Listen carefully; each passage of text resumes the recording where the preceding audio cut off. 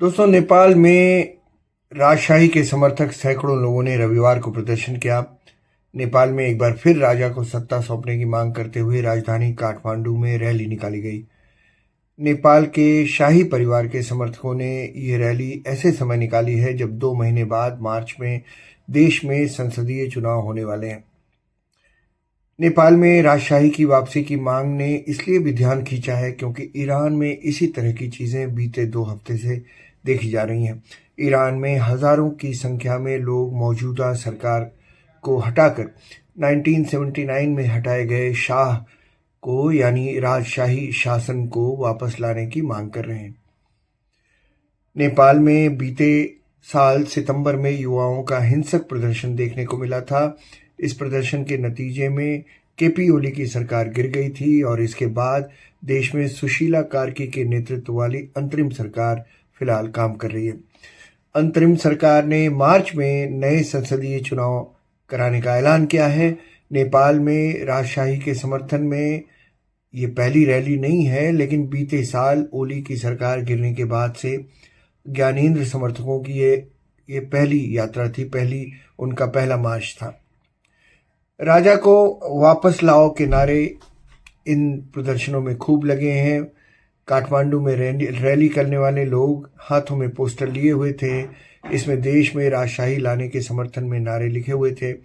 Rally करने वाले लोगों ने लिखा था कि हम राजा से प्यार करते हैं और राजा को वापस लाओ, ऐसे नारे लगाए और पोस्टरों पे भी लिखा।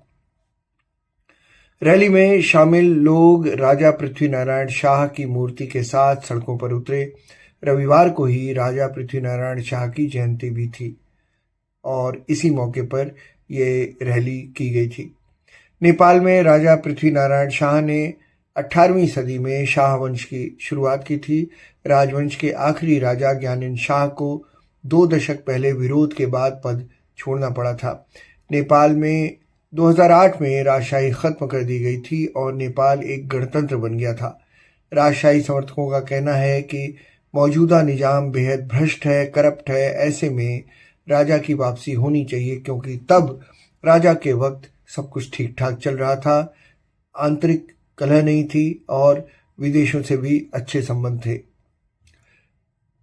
प्रदर्शनकारी सम्राट थापा ने रैली के दौरान में कहा कि इस देश के लिए आखिरी और एकमात्र विकल्प सिर्फ और सिर्फ राजा और राजशाही ही है। मौजूदा हालात और युवाओं के आंदोलन के बाद देश ने जो रास्ता अपनाया है उसे देखते हुए स्थिति को संभालने के लिए राजशाही को बहाल करने की जरूरत है। राजशाही के समर्थन में पिछले साल मार्च में काठमांडू में प्रदर्शन हुए थे।